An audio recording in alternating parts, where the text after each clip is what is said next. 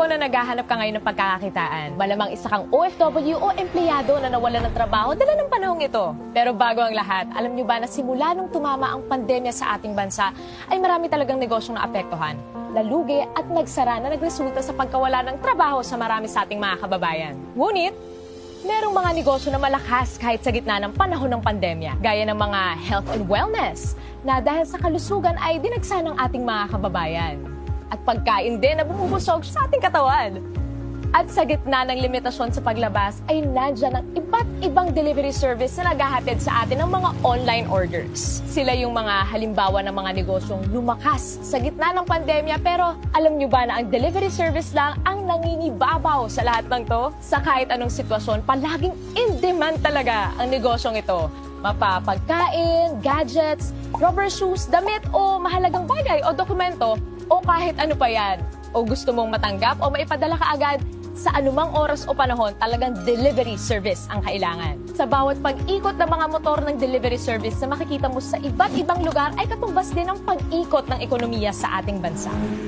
Ang delivery service ang isa sa mga buhay ng ekonomiya. Mula noon hanggang ngayon, pagkakataong kumita dito ay palaki ng palaki dahil sa demand sa serbisyong hatid nito. Alam nyo ba na ang operator ng delivery service ay kumikita ng 20% sa bawat delivery ng driver nito? For example, meron kang sariling delivery service na negosyo.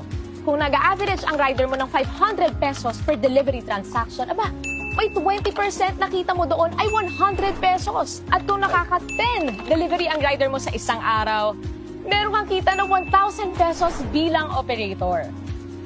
Ngayon, kung meron ka namang 100 riders, ang kita mo sa isang araw bilang operator ay nasa 100,000 pesos. Ganon kalaki ang kita bilang isang operator.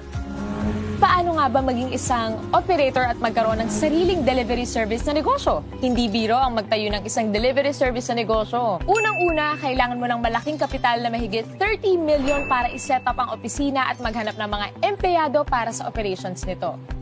Pangalawa, kailangan mo ng isang IT company na gagawa ng software at operating systems nito na nagkakahalaga ng mahigit 50 million para iset up at i-maintain taon-taon. Pangatlo, kailangan mo kumuha ng iba't ibang permit para sa pag-operate ng negosyong ito. At pang-apat, kailangan mo pang mag-set up ng iba't ibang opisina para sa mga iba't ibang lugar na mag-ooperate at kumuha ng mga permits para dito. Mukhang mahirap maging operator ng isang delivery service na negosyo dahil sa dami ng kailangan, lalo na sa kapital. Pero ngayon, posible na.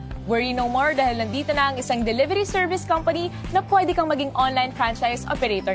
TokTok, ang pinakabagong delivery service at ang kauna-unahang online franchise operator delivery service company ay kakatok na sa mga pintuan nyo. Bilang isang TokTok online franchise operator, magkakaroon ka ng mga benefits na may enjoy mo. Pwede kang tumanggap ng mga rider applicants under you with up to 100 riders per operator. Magkakaroon ka ng TokTok delivery service link to monitor your riders and transactions na kahit cellphone lang, pwede na! Kumita ng 7% sa lahat ng delivery transactions ng mga riders mo. At pwede ka rin magkaroon ng pagkakataong kumita ng hanggang 30 to 60,000 pesos. Kada buwan yan, take note, at nasa bahay ka lang. At pwede ka na rin maging online franchise operator anywhere in the Philippines na hindi mo na kinakailangan mag-set up ng kanya-kanyang opisina sa iba't ibang lugar. Nasa bahay ka lang, pwede na. Magkano naman ang kapital na kailangan para maging isang TokTok online franchise operator? Unlike sa mga traditional delivery service, dito sa TokTok, ang pangarap mong maging isang delivery service operator ay posible na. Hindi mo kailangan maghanap ng malaking opisina. Hindi mo kailangan maghanap ng mga empleyado. Hindi mo rin kailangan gumastos para sa IT system at software. Basta may cellphone at internet ka, pwede na! And the best part, hindi mo kailangan ng malaking kapital, hindi mo kailangan ng 30 million, 20 million, 5 million, or kahit 500,000 pesos. Pero what if, sa halagang 288,000, pwede ka na mag-operate ng sarili mong TokTok online delivery service? Mas okay, di ba?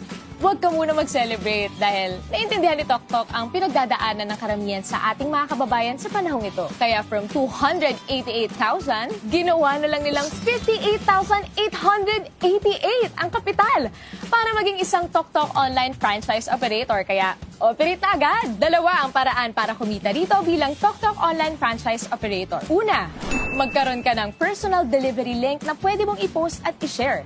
At kapag meron kang kaibigan na nag-book gamit ang iyong personal delivery link ay 3% ang pwede mong kitain. For example, meron kang average na 150 bookings sa isang araw at nag-average ka ng 150 pesos kada isang booking. Pwede kang kumita ng as much as 20,000 pesos per month nang nasa bahay ka lang sa tuwing may gagamit ng iyong personal delivery link. At ikalawa, pwede kang kumita ng 7% bilang isang TokTok Online Franchise Operator mula sa delivery ng iyong mga rider. Pero hindi pa tayo nagtatapos dyan. Kapag decided ka na nasubukan ang negosyong ito, nandito ang TokTok para makatulong sa inyong lahat. For a limited time only, pwede ka nang maging isang TokTok Online Franchise Operator for a special and limited promo price na 16,888! All in na yan!